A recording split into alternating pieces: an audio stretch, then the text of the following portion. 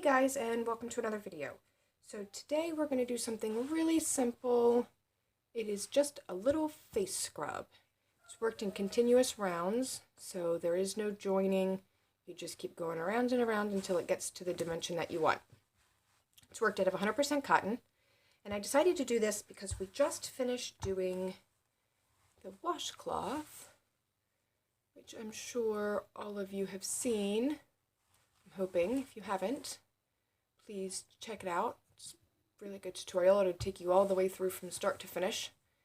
So since we made this, Mother's Day is coming, so I thought, well, let's do a face scrub, and you can put the two of them together for a cute little Mother's Day gift. And the cool thing is, because we only used part of the skein from the original video making the washcloth, we're going to use a little bit of that, and we're going to use the color that we used on the border. So it'll make a cute little set. We're going to make a couple today, just so you can see the pattern a couple times, and they're so fast it'll go by quickly. I'm using these two. The color is just terrible in this lighting. These two to make two more sets of washcloths, so we're going to do some to match those as well. So other than your 100% cotton that you choose, any brand will work. You're also going to need your handy dandy yarn needle for weaving in your ends, a pair of scissors for cutting your yarn loose. Today we're going to use an H hook, also known as a 5mm. Again, I like the boil hooks. And we're going to need a new gadget. A stitch marker. This is going to be extremely handy since we're working in a continuous round. You'll lose that first stitch, and it's very hard to find it again. Okay, so let's get started. We're going to start with this pink color.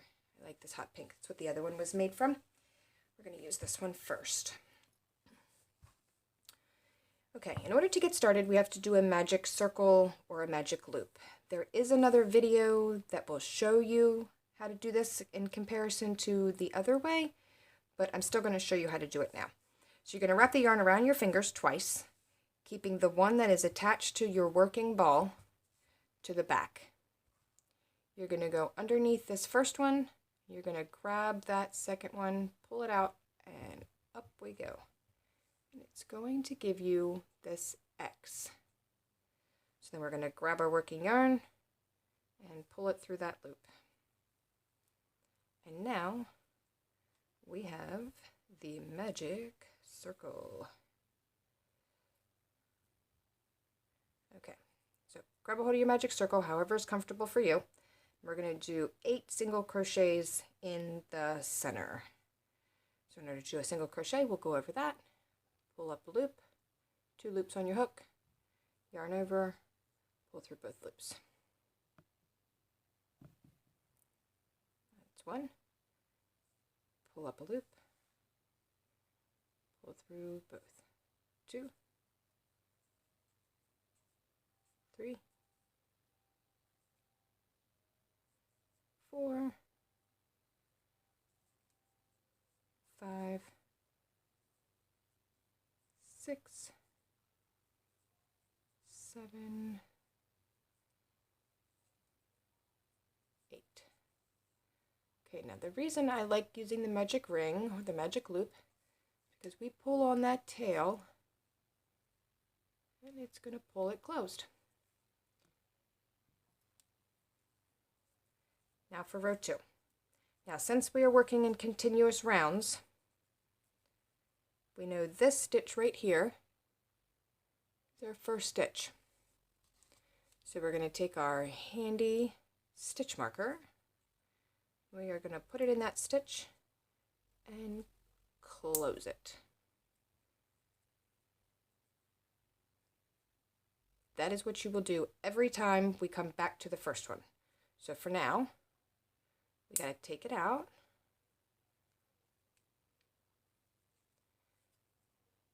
And we got to put 2 single crochets in this one. That is a single crochet increase. So we're going to make sure we get the first leg and that second leg, pull up a loop, pull through 2. So that's your single crochet. Now we're going to do the increase because we're going back into the same stitch we just came through. So there'll be 2 stitches in that one stitch. Now you're going to see 1, 2 stitches. Put your stitch marker in that stitch. We're going to leave it there till we come back. Now we're going to do 2 in each one. 1, 2. Next stitch. 1 in the same stitch. 2. Next stitch. 1. Same stitch. 2. Next stitch. 1. Same stitch. 2. Next stitch. 1. Same stitch. 2.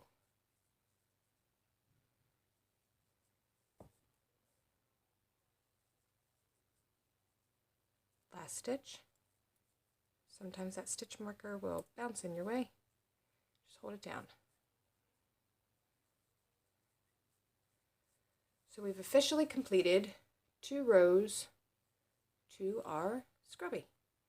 Now you see how that center came open? Grab a hold of that tail and your center, just give it a tug.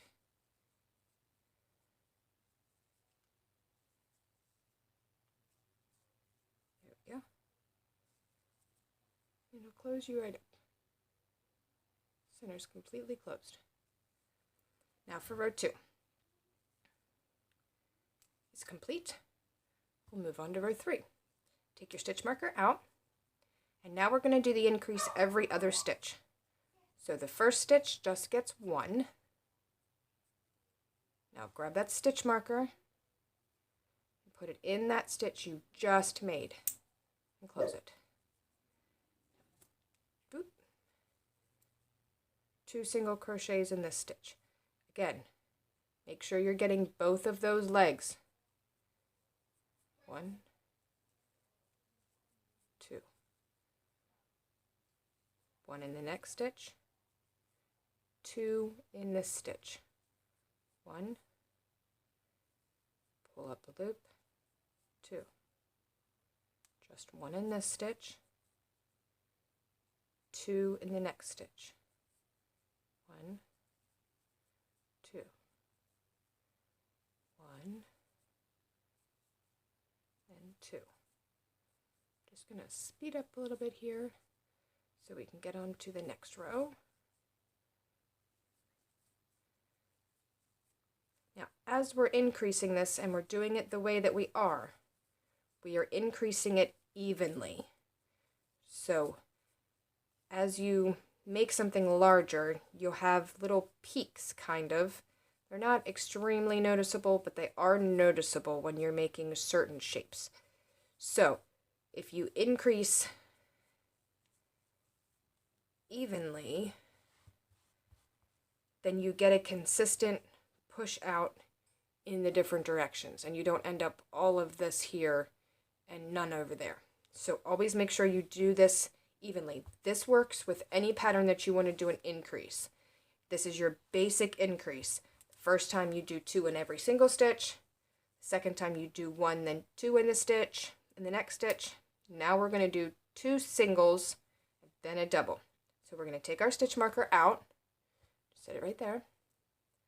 You're going to go into that first stitch and do 1 single crochet.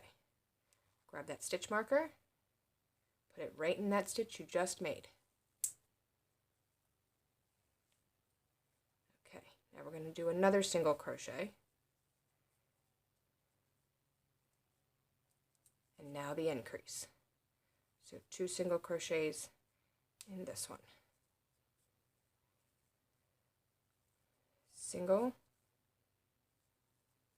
single, increase. Single, single, increase, single, single, increase.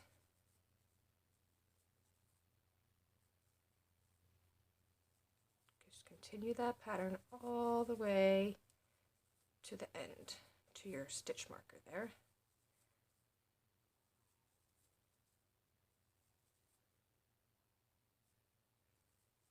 In a video, I'll have to show you this contraption my husband, oh, you can see there, see, I'm glad that happened. I'll tell you the other part in just a second.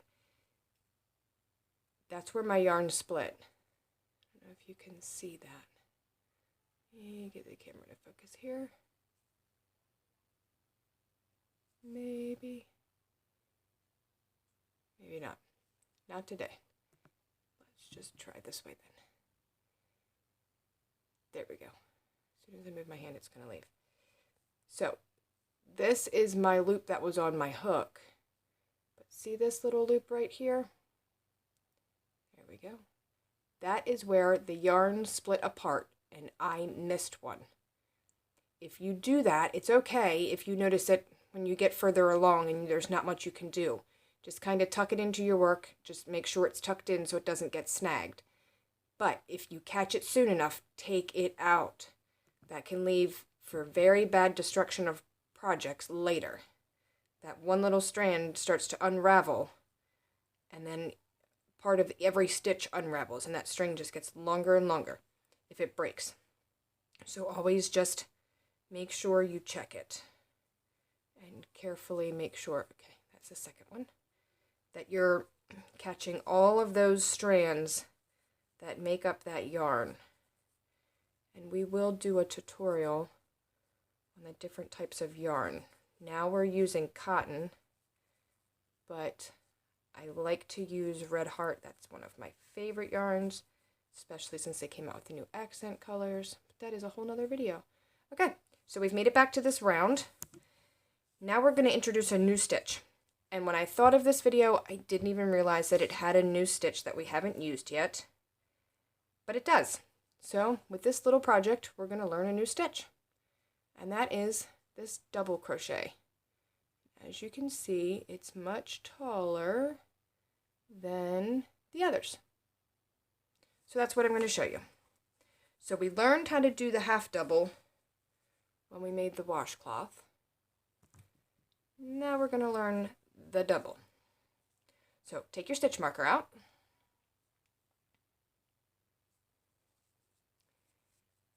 And in order to do this, we're still increasing, but we're making a stitch a little bit taller.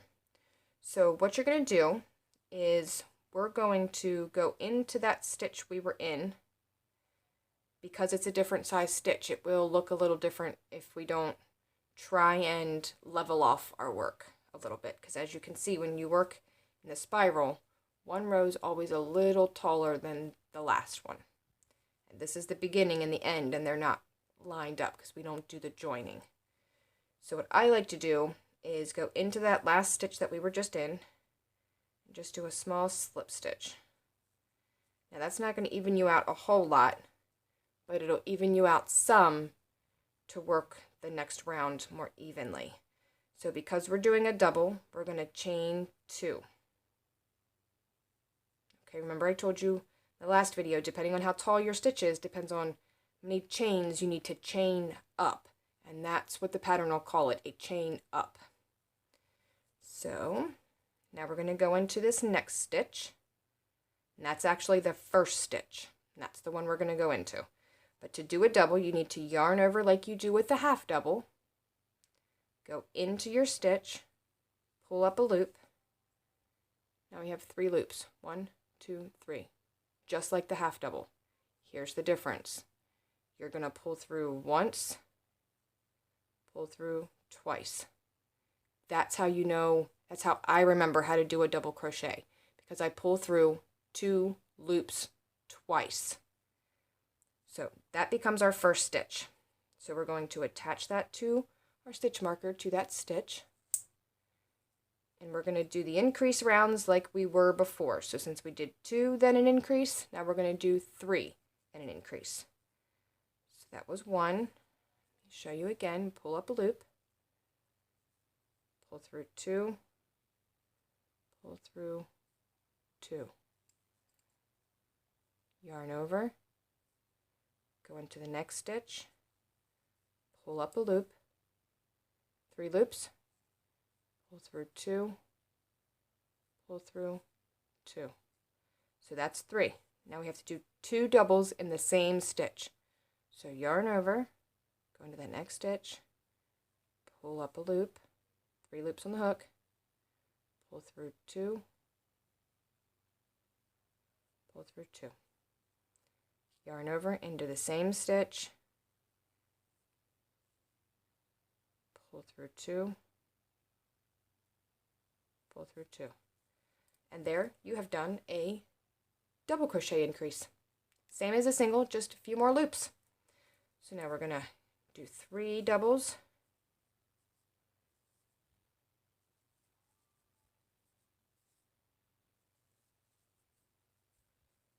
now we're gonna do an increase double, 1 stitch, 2 stitches in the same hole, 3. Slow down again so you can see that again. Go into that stitch, pull up a loop, pull through 2, pull through 2. 1 more, pull through 2, pull through 2. Now the increase.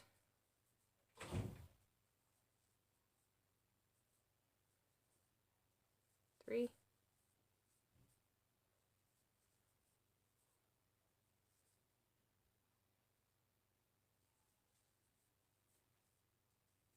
now your increase. So as I was saying earlier, I was videoing my videos from way above my head. The camera would sit like 4 feet away. And my husband came up with this cool contraption that is now holding my phone that I record on still.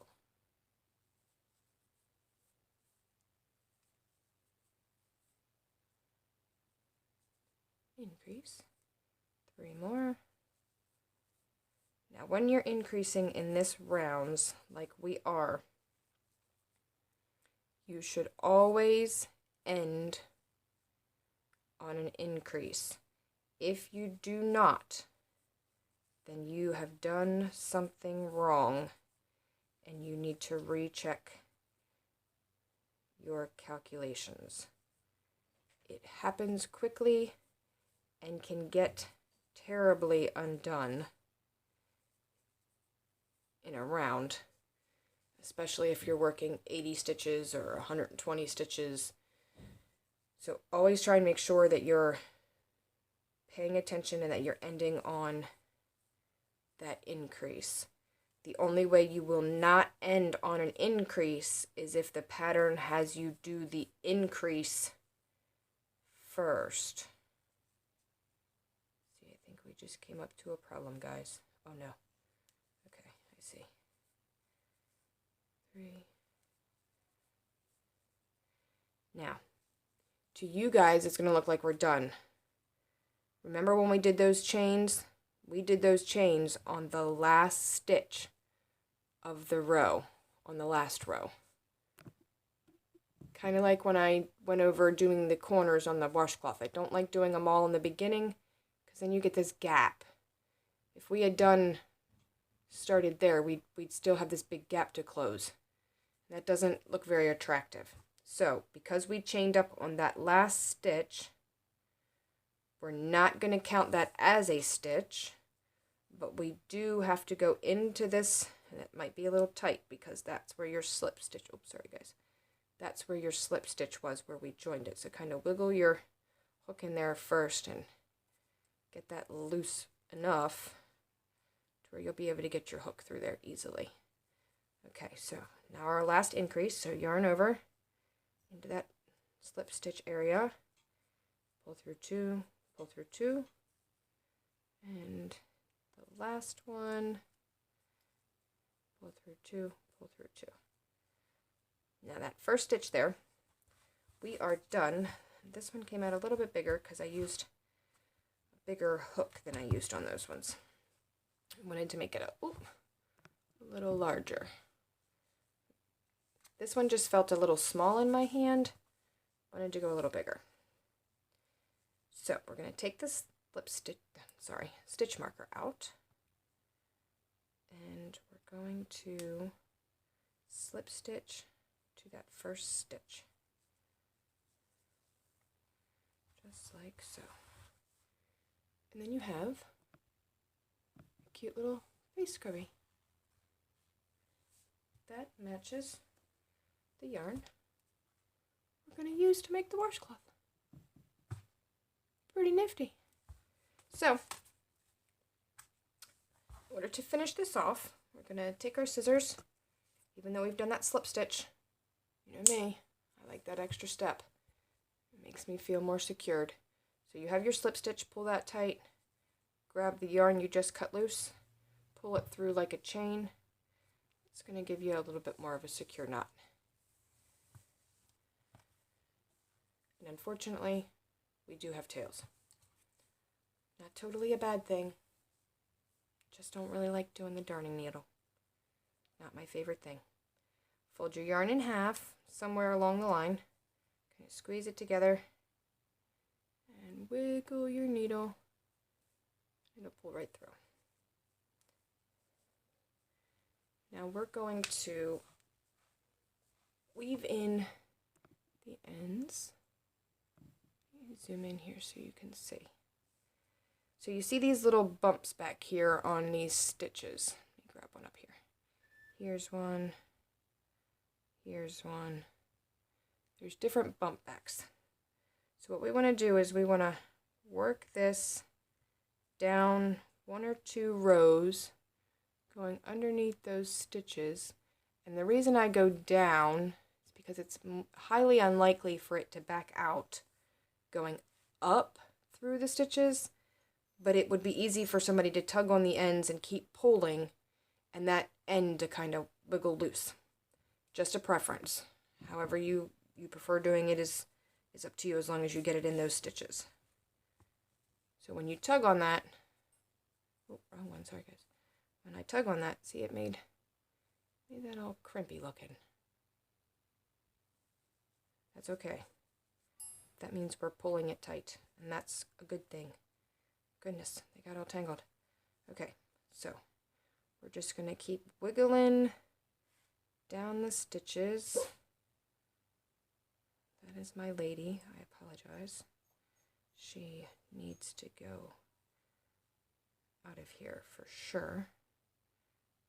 Finish this up and then I'll put her through. She wants to go out there with the kids.